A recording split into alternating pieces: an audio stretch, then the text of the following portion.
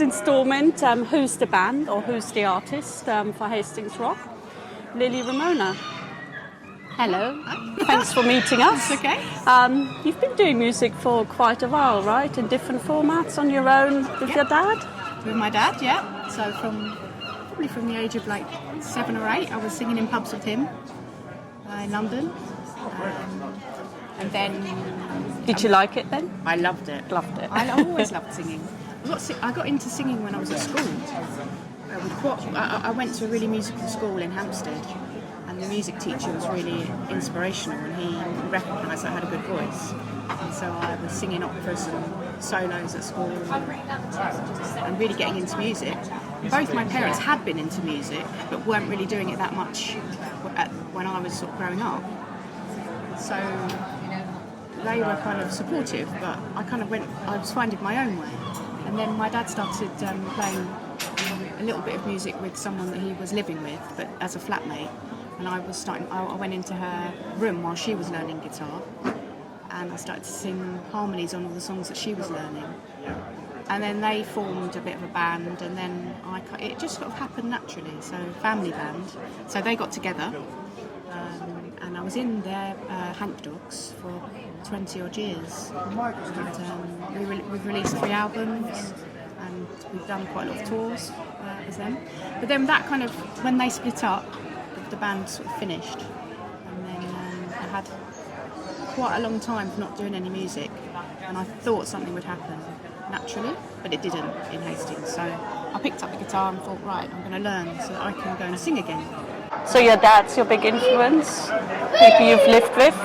Yeah, I suppose my dad for the music, yeah, and my mum for the way she approached life. We used to do things like on New Year's Eve, she would set up a microphone out the window, and we'd sing songs out the window, you know, really loud, and having a laugh and just not caring what people think. And then my dad, you know, he's really been focused on doing his clubs in London every week, and we play at those gigs. And I think now I'm doing it myself, solo. I realise because I think about it, I was 18 when we signed the record contract with the Hank Dogs. You're not really aware of all the things that are going on to make something happen. So he was putting a lot of effort and energy into getting the gigs, driving us to the gigs, getting the guitars tuned, getting the strings done, rehearsals, recording, all that kind of thing that I have to do myself now. So messaging and networking. Yeah, I know. Yeah, because you have to do it all. And I mean, that's what he was just sort of taking care of it all, looking after us, getting us places. So yeah, although he annoys me and I'm not getting on very well with him at the moment, I can appreciate the good stuff that he does, you know, making things happen.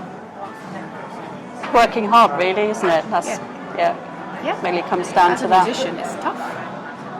It's really tough. So how did you come down to Hastings? Well, about 25 years ago. It was affordable, and it was an amazing place to be. So it was just my partner at the time said, "I think we should move to Hastings," and I laughed at him and thought he was joking, but he was being really serious. So we did. We moved and got out of London. It's not that far. No, it's not. Never look back. It's amazing here, isn't it? I love it. Well, it's for jam nights and open mics and stuff. I don't know what the London scene's like, but I don't think there's quite as much going on as down here, really. For music, I think this is probably as much and more, but for living a life and being able to afford to live, I think you can get some sort of balance here as opposed to there. But both have got their amazing scenes, you know. I mean, my dad's club in London, he's like got 4 bands a night playing at that, you know. And they're all brilliant. I listen to them on the live feed, you know, they're really brilliant. So what do you listen to at home? What's your music? Well, you know what, people ask me that and I don't really know people's names that very much. Listening to... Do you follow anyone locally? Yeah, there's quite a few people that I like to go and see locally. I really like Tim Hoyt. There's Hayley Savage. There's Trevor Moss and Hannah Lou, Pepe, Belmonte. There's lots of really good people. I saw a couple of friends playing at the Jenny Lynn the other night.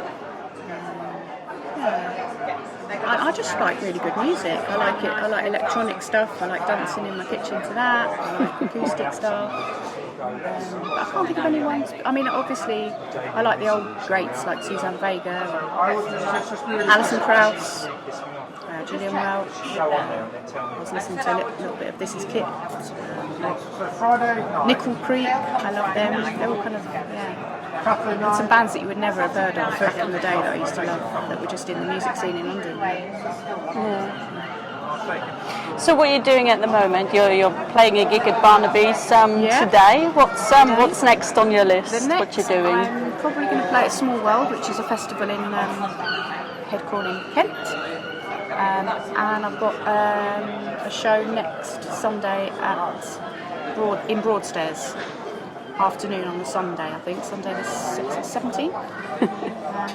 That's part of Broadstairs Folk Week, so I've got that. I'm doing some gigs for an agency called Applause, which is a rural touring company, so I've been doing that. They've been really lovely shows, actually. And I've probably, in the last 6 months, I've probably done 4 of my favourite gigs that I've ever done as solo.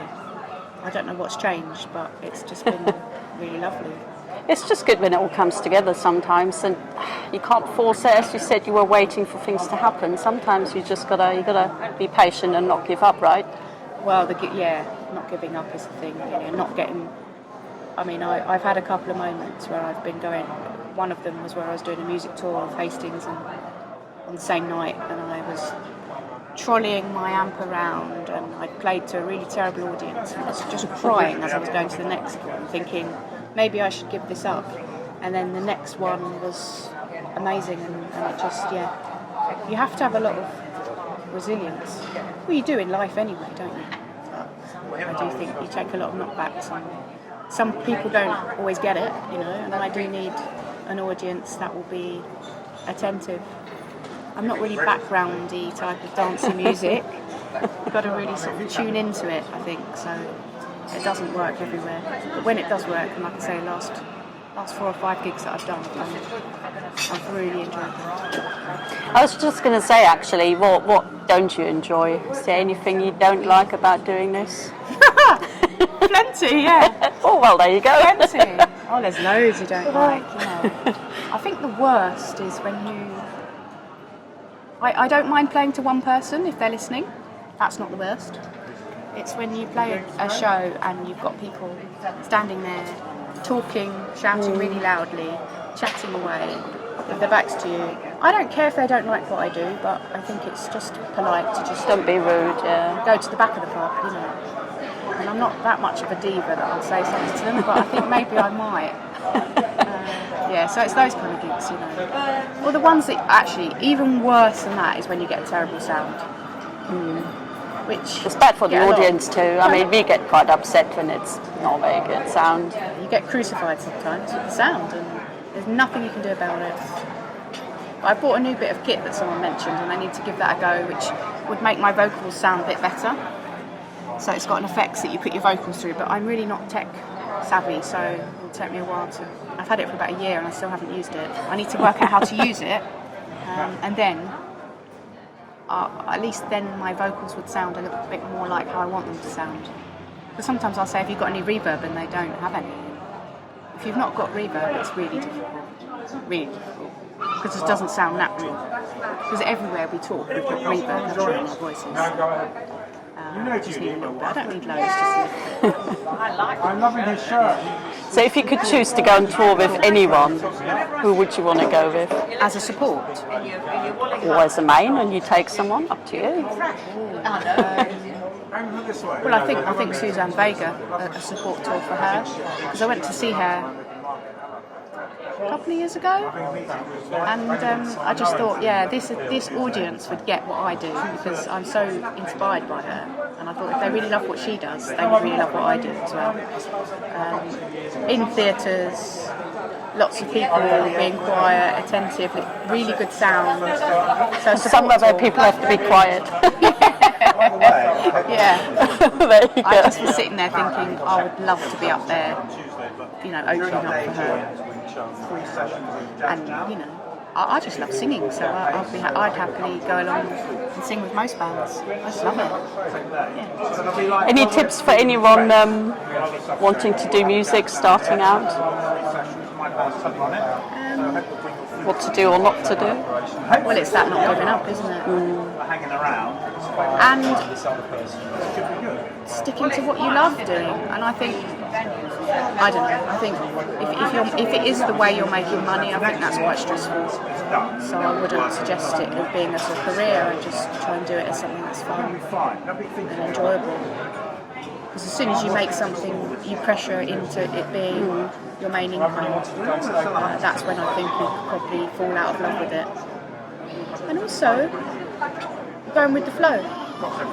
There's ebbs and flows to things. If you're feeling it, go for it. And if you're not, have a little break from doing it. Pick it up again. That's what I do. It's something that you've always got. You've always got it to go back to. But yeah, just enjoy it.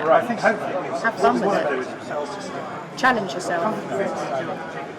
That's difficult sometimes, isn't it? It's not easy getting up there. Even for me, you know, when I started doing solo stuff, I was doing the Hank Dogs band. Never got nervous really because I wasn't the one wholly responsible for it. And then I would do my one or two that I would be singing lead on, but you know, the backup of the band with you. So yeah, that's it. Any last shots of wisdom? Anything you really want to happen at some point in the future? Oh, I'd love to make an album soon. That's the only reason I haven't done it is I haven't had enough motivation to do it. And also, I like having that to look forward to. But my EP was out in 2007, so it's been a while since I've done any proper recordings. So I think that, and personal wisdom, I mean, I haven't really got any, you know. Everybody has to do it their own way. I think. Oh, that's a good enough, isn't it? That's do how you want to do it, how you enjoy it. Yeah. There you go. Well, thanks very much, and hope you have a good gig, and we'll see you around. Thank you. Thank you.